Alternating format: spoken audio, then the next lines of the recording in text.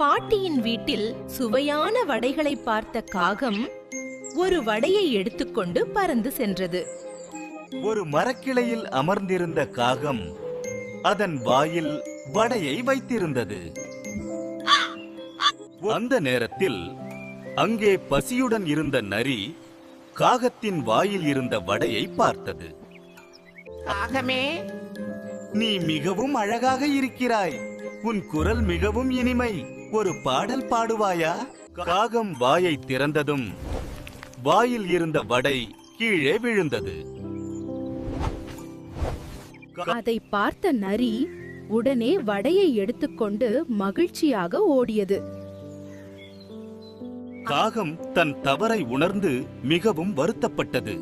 பொய்யான புகழ்ச்சியில் மயங்கக்கூடாது.